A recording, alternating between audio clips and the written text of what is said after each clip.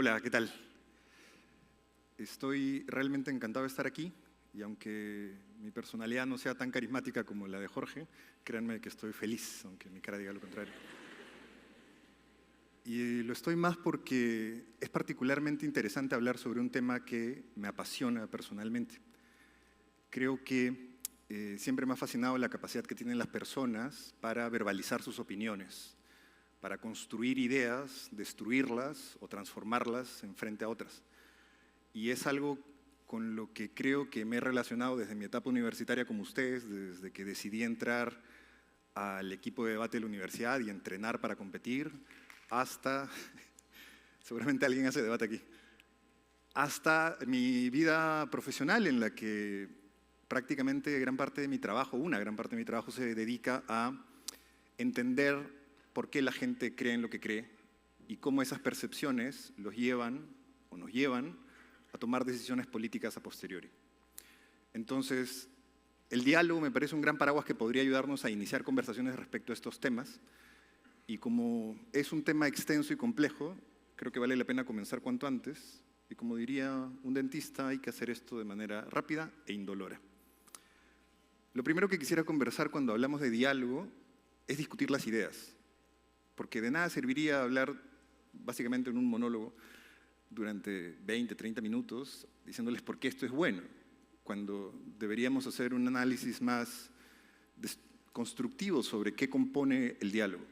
Y me parece que las ideas son fundamentales porque las personas dialogan en función de cómo piensan y piensan con mayor o menor predisposición ciertas ideas, rechazan otras o construyen otras en función de las cosas en las que cree. Y de la misma manera que no se puede concebir el diálogo sin ideas, así como no se puede concebir el póker sin fichas, dialogar sin apostar sobre la mesa una idea a la que respaldar sería muy aburrido. Usualmente la gente hace lo contrario.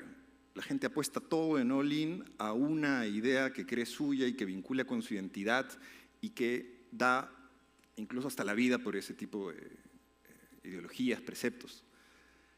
Entonces vale la pena preguntarnos ¿cómo es que se forman las ideas? ¿Cómo la gente percibe la realidad del mundo y la interpreta? Y esta es una encuesta que se hace a nivel mundial en 37 países que mide cuál es el grado de percepción de la realidad objetiva que tienen las personas y la realidad subjetiva, aquella que perciben. La conclusión del estudio es simple.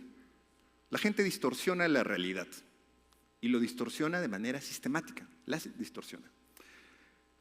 En ese mismo estudio se preguntaban cosas respecto a la pobreza, respecto a percepciones que tiene la gente y siempre tendemos a sobredimensionar lo malo, sobredimensionar la cantidad de pobres que hay, sobredimensionar la cantidad de gente que creemos que tiene auto, a los presos extranjeros que están en cárceles nacionales, a la cantidad de gente que tiene VIH en África, cosas de ese tipo.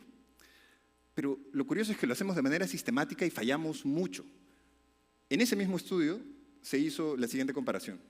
¿Qué pasaría si ponemos a un mono respondiendo las mismas preguntas que responden los seres humanos, marcando de manera aleatoria cualquiera de las tres alternativas de respuesta que le dan?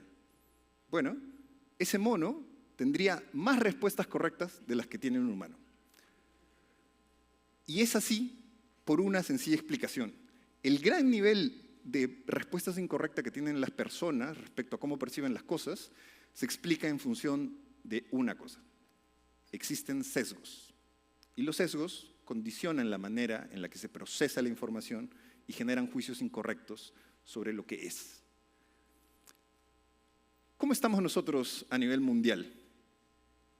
Bueno, hay, no sé si una buena noticia, pero si no es en el fútbol, al menos en el campeonato mundial de personas que distorsionan más la realidad, siempre estamos en el top 10. De hecho, el 2017 llegamos a estar en el 4º puesto. Somos muy buenos. Pero no solo eso, en esta misma encuesta se preguntaba a la gente qué tan convencida estaba de que sus respuestas fuesen correctas o no. Y en todo el espectro de confianza, los peruanos, curiosamente, éramos uno de los países que tenían ciudadanos con mayor confianza de creer que respondían de manera correcta. Es decir, no solamente nos equivocamos, sino que estamos completamente seguros de que estamos en lo correcto. Ahora, todos se ríen porque todos asumen que sí, yo también he escuchado esas cosas, la gente lo dice, el país es así, pero uno no se asume así. ¿Qué tal si hacemos un pequeño ejercicio para demostrar que quizás nosotros también tenemos predisposición a sesgar la realidad? Anoten en su hoja la respuesta a la siguiente pregunta. ¿Cuál creen ustedes que es el país que tiene la mejor constitución en el mundo? Asumiendo que la mejor constitución podría ser evaluada en términos de libertades, derechos que asume, equilibrio de poderes, diseño constitucional. Escríbanlo rápidamente. Ténganlo para que lo guarden después, pero ya todos habrán pensado y todos habrán tenido una respuesta. Y les aseguro que ninguno de ustedes ha pensado en un país africano. Levante la mano el valiente. ¿Por qué no?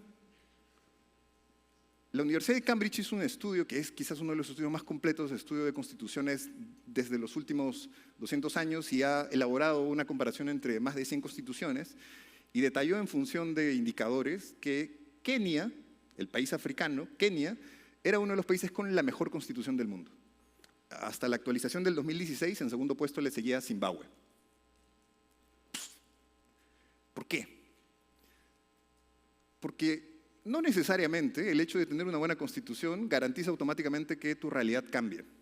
Y eso quizás es una falta de nexo causal interesante que nosotros asumimos algunas veces como cierta. Es cierto que es una condición necesaria tener una buena constitución, pero no es suficiente para que un país sea desarrollado. Ahora, si esto es así, vale la pena preguntarnos, ¿existen otros sesgos que nos pueden definir, acondicionar nuestras ideas? Sí, existen muchísimos. Existen más de 50 más o menos comunes y estandarizados, pero podríamos probar acá algunos de estos para demostrar más o menos qué tan equivocados podemos estar o condicionados podemos estar.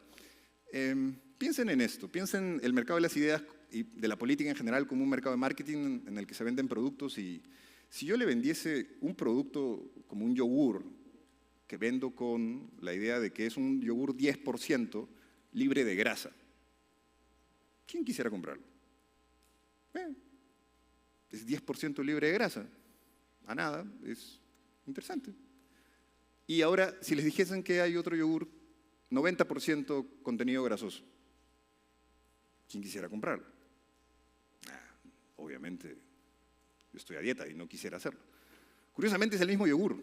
Lo que ha cambiado es el framing y el encuadre que se establece para venderles una idea, para persuadirlos a aceptar tal o cual postura. Y ese es el efecto de encuadre, el que está ahí abajo.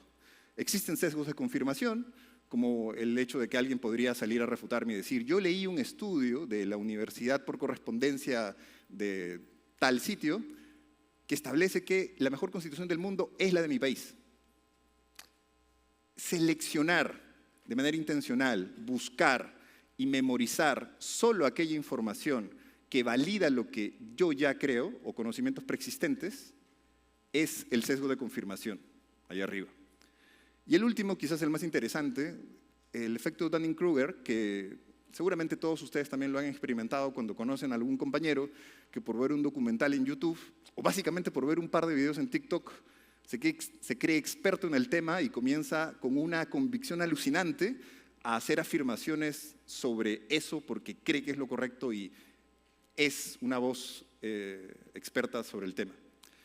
Este efecto de lo que trata es que básicamente la gente, a medida de que más conocimientos adquiere, menos seguridad en hacer afirmaciones tiene, porque entiende que hay claros oscuros, que no todo es blanco y negro, y lo distinto ocurre con las personas que menos saben, son las más convencidas y que levantan más la voz, y algunas veces solemos llamarlos congresistas también. ¿Cómo se reproducen las ideas dentro de un ecosistema? Si los sesgos fuesen virus, ¿cómo se esparcen? Básicamente se esparcen a través de canales. Los medios de comunicación son parte, pero recientemente algo que ha cobrado una relevancia trascendental ha sido el paralelismo que han generado los medios de prensa alternativa.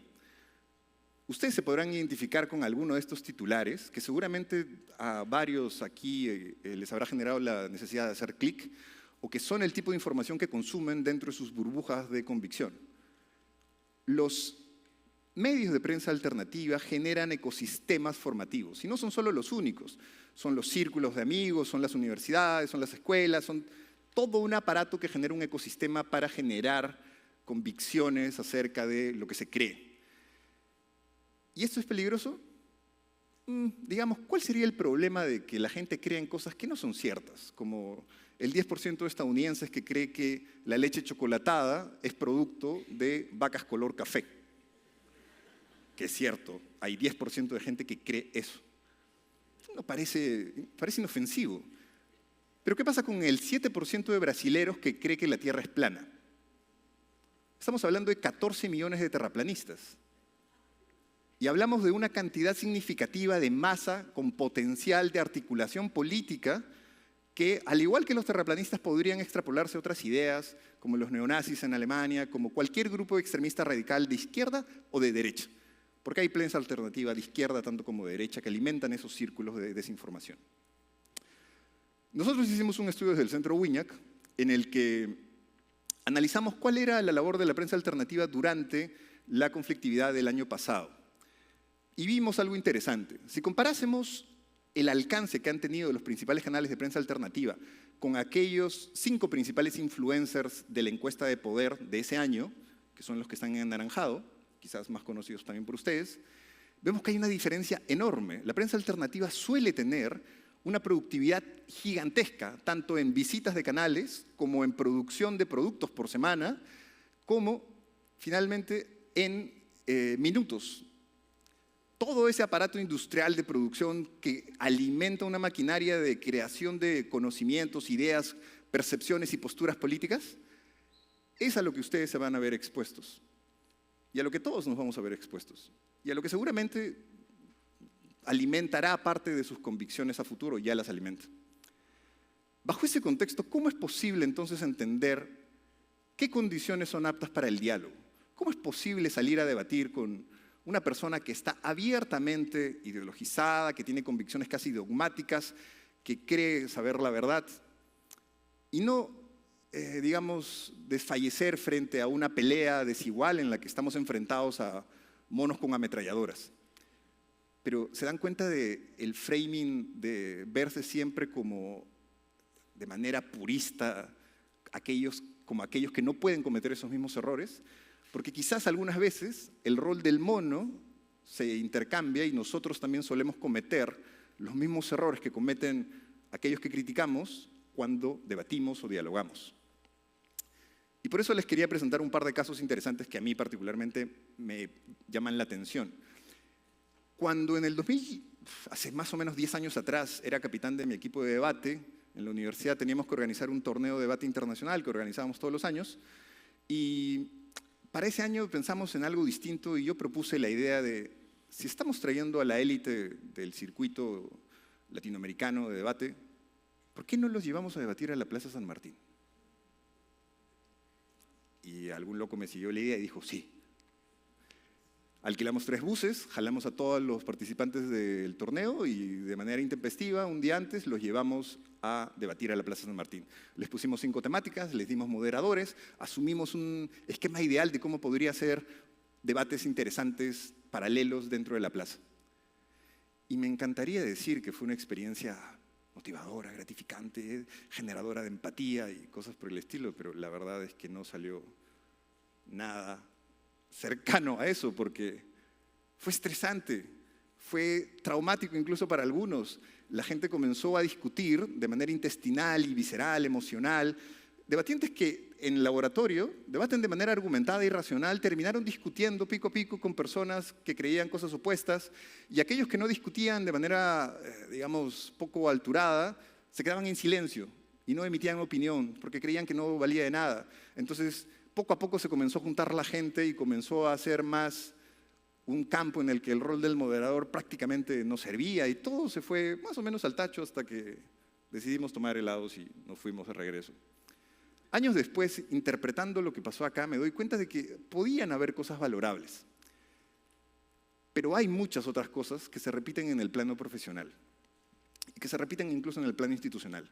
Uno podría pensar que esto es producto de que los jóvenes tienen poca capacidad para, digamos, articular de manera coherente ideas, pero todos los espacios de diálogo que existen en este país tienen más o menos los mismos problemas, no solo de diseño metodológico, sino de predisposición al diálogo. Terminan siendo monólogos en los que cosas como esta duran toda una sesión de un día, con la mitad del día en presentaciones de 5 minutos en el que cada uno se para y hace un monólogo sobre el tema que le importa para su región y no es escuchado por el siguiente que dice otra cosa totalmente distinta y así se forman básicamente mini parlamentos.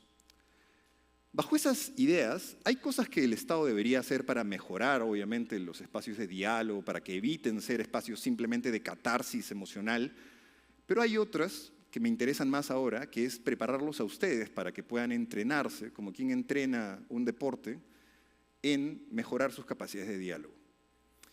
Siempre cuando entreno debate digo que entrenar debate es como ir al gimnasio y decidir entrenar una mañana, piernas, brazos, etc. Y por eso hay una rutina que me parece importante comentarles a ustedes de manera rápida. La rutina que yo establecería en principio sería, primero deberían asumirse errados. Y como esto es un trabajo colectivo de equipo, y ustedes van a tener trabajo de equipo mañana, trabajo de equipo en sus vidas profesionales, trabajo de equipo en general, y siempre van a estar con personas que puedan opinar distinto, preocúpense si todos opinan lo mismo. En el trabajo tenemos una regla de que, bueno, si todos opinamos lo mismo, algo debemos estar haciendo mal. Alguien debería hacer el roleplay de aquel que puede falsear lo que creemos y refutarnos y ver cómo fortalecemos frente a esas refutaciones la idea principal.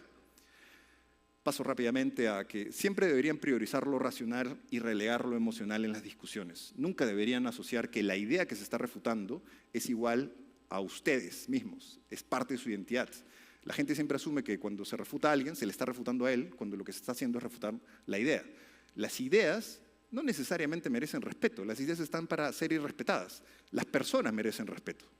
Esa diferenciación me parece importantísima y es algo que nadie hace. Ceñirse a los hechos antes que interpretaciones, básico. Tanto como argumentar con evidencia para no distorsionar la realidad. Se debería identificar falacias y errores de razonamiento y ustedes deberían entrenar escuchando la radio, pensando qué podrían decir si hablasen inmediatamente luego del que habló para refutar aquello que dice. Deberían descartar ideas frente a otros con facilidad. ¿Quién de ustedes está en capacidad de entrenarse para decir que cuando una idea suya es mala, la acepta frente a todos y dice, no, ¿sabes qué? Esa idea está muy mal. Agarran un papel, la doblan y la botan como si fuese cualquier otra cosa, porque están en necesidad de capacitarse en perfeccionar las ideas, no en apropiarse de ideas. Diferenciar y encuadrar los tópicos de discusión es básico, sobre todo cuando no se sabe qué se está discutiendo. Evitar generalizaciones absolutos como todo, siempre, nunca, nadie. Ese tipo de cosas en discusiones son absurdas, tanto como que se debería siempre pensar que nunca hay que dialogar pensando solo en debate. A veces uno puede estar más predispuesto a escuchar puntos de vista distintos y hacer el rol de mediador o a negociar directamente. Finalmente deberían exponerse a creencias opuestas de manera constante. Cambiar de canal de vez en cuando, escuchar a aquellos que opinan distinto, juntarse con gente que opine distinto, porque no hay otra manera de falsear, de comprobar que nuestras convicciones son las correctas y no podemos exponerlas frente a otros. Y por último, para terminar, porque el tiempo se me acaba, quisiera presentarles esto a manera de reflexión. Hace muchos años, aquí en el mismo CAE también se presentó un trabajo que hizo Perú 2050 de pensar los escenarios del país. Y se pensaron en 4 escenarios. Uno, el Perú inercial, que básicamente repite los mismos problemas a pesar del paso de tiempo que tiene el Perú actual, crecimiento económico con desigualdades, poco acceso a servicios básicos. El Perú autoritario, que era un escenario incluso más catastrófico, que repite la idea de tener a un gobierno versus una clase dominada por una cúpula que controla el poder y cuyo beneficio es solamente alinearse a esa cúpula para obtener, digamos, algún proyecto de desarrollo personal. El Perú fragmentado es más quizás a lo que nos acercamos, que es un país con un gobierno y múltiples oposiciones que se alternan el poder entre sí, que polarizan al país constantemente, que dejan la oportunidad para que las mafias y las economías ilegales se apoderen de partes del país y que tiene a la informalidad y a la pobreza como constantes. Todo eso es algo que, digamos, se puede no se puede negar que es parte de lo que estamos expuestos a construir como país, pero ¿qué tiene que ver el diálogo con esto? Que si bien el diálogo es una condición no suficiente para generar un Perú desarrollado, ¿qué creen? El no diálogo y la inexistencia absoluta de tener capacidad de diálogo es una condición necesaria para llegar a tener alguno de los otros 3 escenarios anteriores. Y por esa razón vale la pena preguntarse en qué país queremos vivir y qué estamos dispuestos a hacer nosotros para construir un escenario en el que la polarización se reduzca, en el que nosotros tengamos capacidades de articular con aquellos que piensan distinto una visión mínima de lo que queremos para nosotros. Eso es todo. Muchísimas gracias. Muchas gracias, Fernando. La verdad que nos has dejado, creo que con varias reflexiones que nos van a acompañar durante días pasados, CADE. Tenemos ahora 2 preguntas, así que listos para la pelota. Por allá. No sé si la pelota es demasiado justa, así que de pronto... No es muy democrática.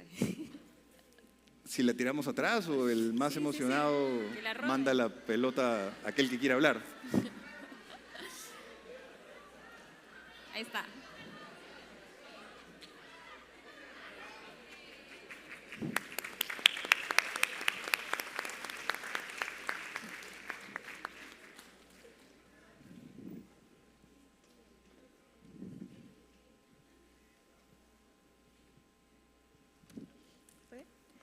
Muy buenas tardes. Muchas gracias por la charla, por todo lo que nos ha podido comentar. Mi nombre es Luane Briceño, representante de la Universidad Católica de Santa María de Arequipa. Y mi pregunta es,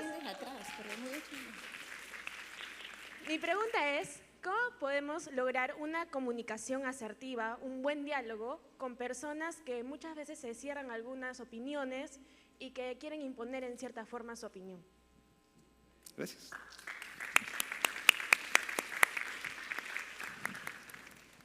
Creo que podría repetir parte de lo que dije acá, pero vamos por cosas directas. De pronto es imposible tener esa capacidad si de nuevo no se le entrena.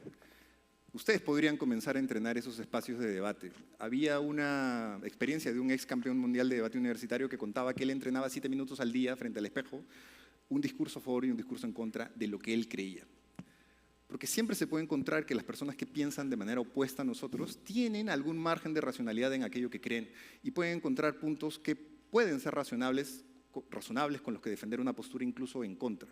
De esa manera me parece que podría ser más fácil consensuar puntos intermedios que permitan al menos establecer un marco de comunicación fluido entre 2 personas que aparentemente piensan cosas opuestas cuando pueden encontrar cosas en las que quizás estén de acuerdo.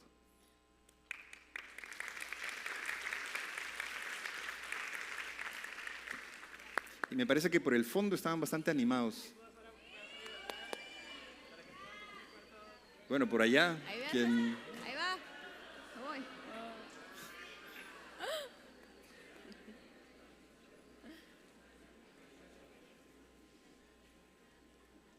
Apropiarse de la pelota ahora es como apropiarse del micro.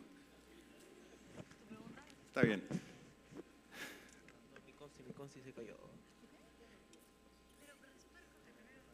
Vamos a volver a lanzarla. Entonces, ¿quién no ha hablado antes? ¿Quién tiene una pregunta que...? Ok. Hola. Sí, un ratito.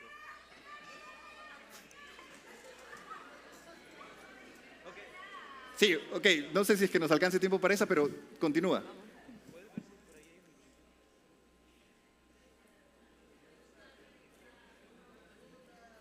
Mira, no te sientas presionado. Si quieres, puedes darle el paso a tu compañero.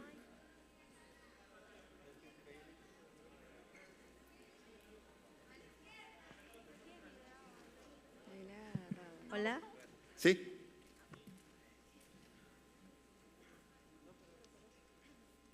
Buenos días. Hola. Buenos días con todos. Mi nombre es Yadira Natalie Basilio Vázquez. Soy de la sede de Senati, Trujillo La Libertad. Mi pregunta con respecto a la exposición era, muchas personas creen que el autoritarismo es la solución a nuestros problemas. ¿Por qué cree usted que piensa en esto aún sabiendo las consecuencias? ¿O es por mismo de la distorsión de la realidad? Es una pregunta compleja, la podría resumir en que es parte de ambas cosas que acabas de decir. Me parece que hay varias evidencias que demuestran que las personas siempre piensan que las consecuencias del autoritarismo son para otros antes que para sí mismos.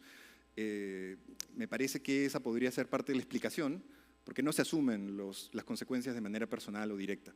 Y en segundo lugar, me parece también que el autoritarismo está recubierto de una narrativa que tiene que ver con mejorar la eficacia del Estado, lograr poner mano dura a los problemas más fuertes del país como la delincuencia o la criminalidad, y que estas cosas son atractivas para cualquiera. ¿Quién no quisiera escuchar que se resuelve el problema de ser secuestrado o asaltado en la puerta de su casa y de tener que vivir con ese tipo de problemas? Arriesgar parte de mis libertades para conceder y obtener ese tipo de beneficios suena razonable, entre comillas. El problema es que no se ven los claros oscuros y esta posición usualmente no se dialoga, porque ¿qué autoritarista quisiera venir a dialogar para consensuar de manera, digamos, unánime una salida al país? Sería más un perfil demócrata. El autoritarismo básicamente se fundamenta en la postura de un individuo, como habló Jorge, y el deseo casi personalista de creer que hay un Mesías que puede salvarnos de la crisis. Eso podría resumirse de manera personal, pero es parte de lo que yo diría. Buenísimo. Muchas gracias Fernando por acompañarnos. Ya saben, chicos, creo que cosas súper importantes: salgan de su algoritmo, busquen otros espacios y debatan con respeto. Creo que estos 10 puntos de rutina que nos dejó Fernando está para llevárnoslos todos los días. Muchísimas gracias por acompañarnos. Gracias. ¿La foto? ¿Me olvidé? Perdón. Al medio un poco. ¿Sí?